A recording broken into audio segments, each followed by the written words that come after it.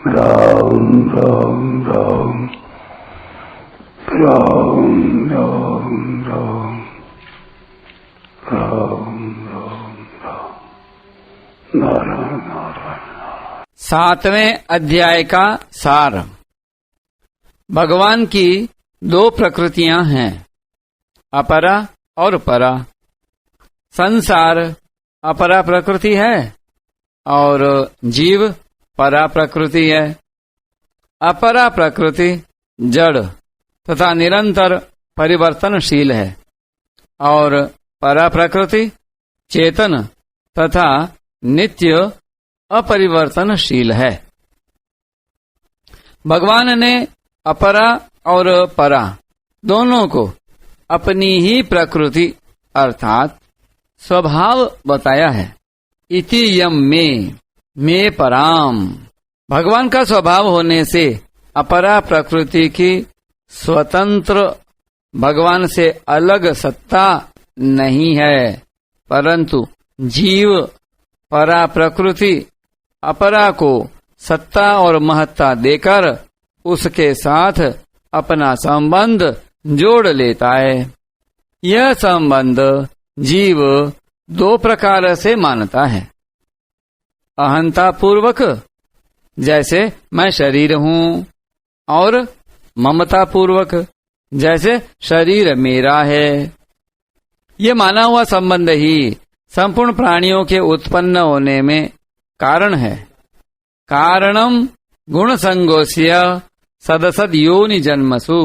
वास्तव में संपूर्ण जगत के कर्ता कारण तथा कार्य एक भगवान ही हैं। भगवान के सिवाय दूसरा कोई है ही नहीं। मत्तः परतरम नान्यत किंचिदस्ति।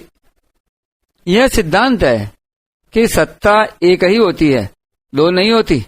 अतः एक भगवान ही अनेक रूपों में प्रकट हुए हैं। आकाश, वायु, तेज, जल और पृथ्वी, ये 5 महाभूत तथा इनके कार्य शब्द, स्पर्श, रूप, रस और गंध, ये 5 विषय, इन सब के मूल कारण भगवान ही हैं। भगवान ही संपूर्ण प्राणियों के अनादि तथा अविनाशी बीज हैं। तात्पर्य है कि इस सृष्टि में जो कुछ भी क्रिया, पदार्थ, भाव आदि देखने, सुनने, समझने में आते हैं, उन सब के बीज, मूल कारण एकमात्र भगवान ही हैं। कारण ही कार्य रूप में परिणत होता है। भगवान कार्य रूप में परिणत नहीं होते, प्रत्युत कार्य रूप से प्रकट होते हैं। अतः कारण की तो स्वतंत्र सत्ता होती है, पर कार्य की स्वतंत्र सत्ता नहीं होती। इसलिए अगर कोई साधक कार्य में भगवान को प्राप्त करना चाहे तो उसको भगवान नहीं मिलेंगे। न त्वहम तेषु ते मयि। जो सबके कारण रूप भगवान के शरण होते हैं, उन्हीं को भगवान मिलते हैं। परंतु जो कारण रूप भगवान के शरण न होकर कार्य रूप सत्वादि गुणों में उलझ जाते हैं, वे जन्म मरण के चक्र में पड़े रहते हैं। ऐसे मनुष्य कार्य रूप शरीर, संसार के संबंध से होने वाली कामनाओं की पूर्ति के लिए देवताओं की शरण लेते हैं, क्योंकि वे अलौकिक भगवान को साधारण मनुष्य की तरह लौकिक मानते हैं। परंतु जो मनुष्य तीनों गुणों से मोहित नहीं होते, वे भगवान की शरण लेते हैं। ऐसे भक्तों के 4 भेद होते हैं, अर्थार्थी, आर्त, जिज्ञासु और ज्ञानी। इन शरणागत भक्तों में भी जो सब कुछ भगवान ही हैं, इस प्रकार भगवान के शरण हो जाता है, वह महात्मा भक्त मुक्त पुरुषों से भी श्रेष्ठ होने के कारण अत्यंत दुर्लभ है। वह महात्मा भक्त भगवान की कृपा से परा अपरा सहित भगवान के समग्र रूप को जान लेता है, जिसको जानने पर फिर कुछ भी जानना शेष नहीं रहता, क्योंकि उसके सिवाय अन्य चीज कोई है ही नहीं। उसका भगवान के साथ आत्मीय संबंध हो जाता है, जिससे प्रतिक्षण वर्धमान प्रेम की प्राप्ति जागृति हो जाती है। इस प्रेम की जागृति में ही मनुष्य जन्म की पूर्णता है। एक अपरा प्रकृति है, एक परा प्रकृति है, और एक परा अपरा के मालिक परमात्मा है।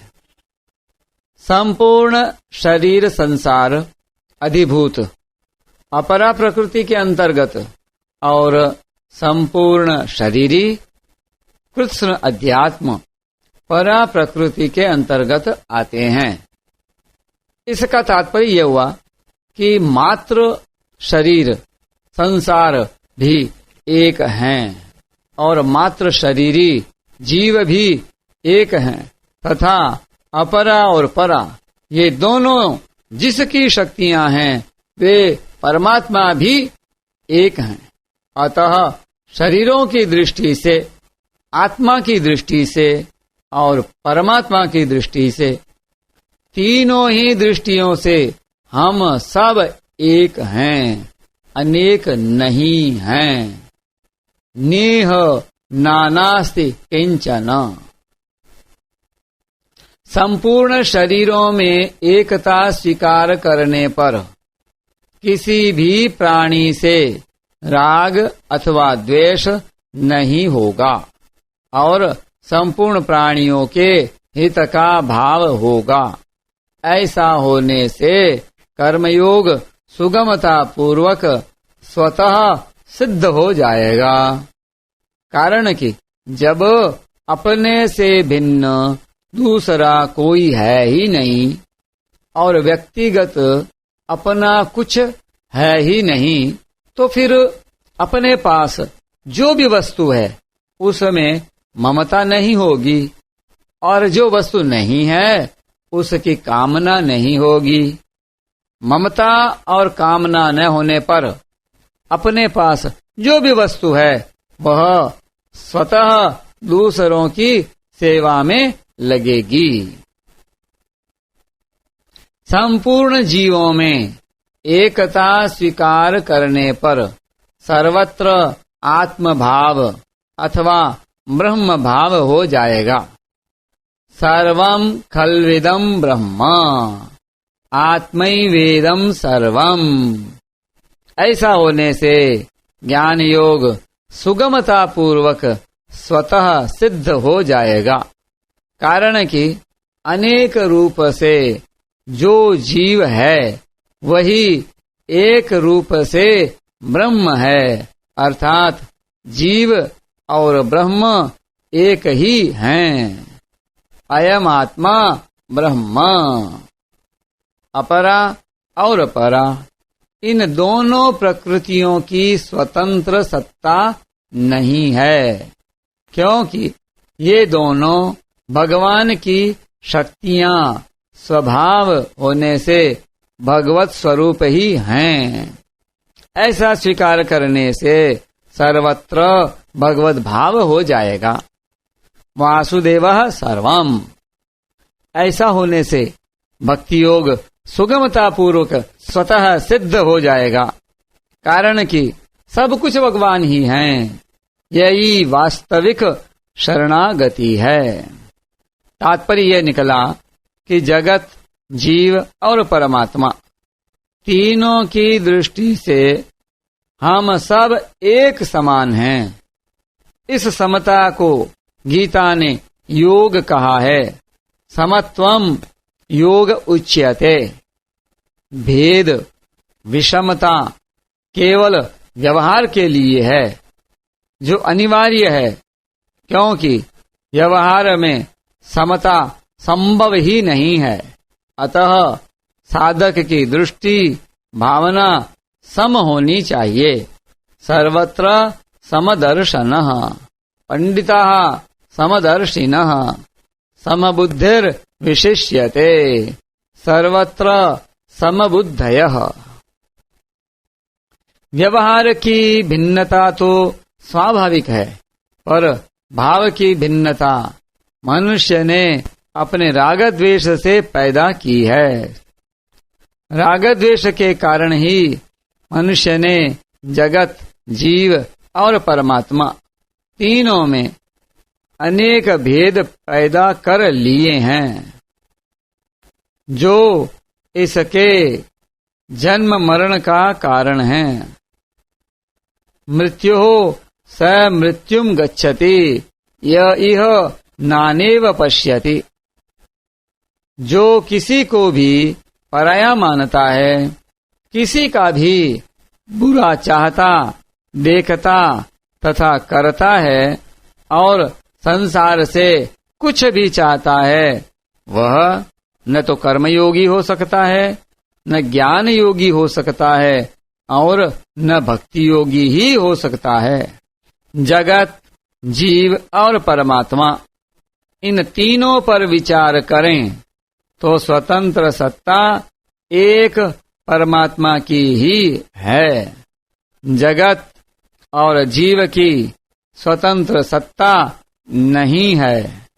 जगत को जीव ने ही धारण किया है। येदम धार्यते जगत, अर्थात जगत को सत्ता जीव ने ही दी है।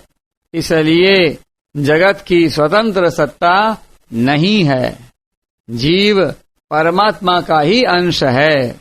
ममैवांशो जीव लोके। इसलिए खुद जीव की भी स्वतंत्र सत्ता नहीं है।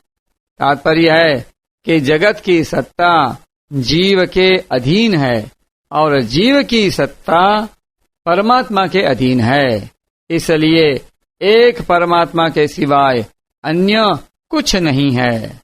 सदसच्चाहम् अर्जुन। जगत और जीव दोनों परमात्मा में ही भासित हो रहे हैं।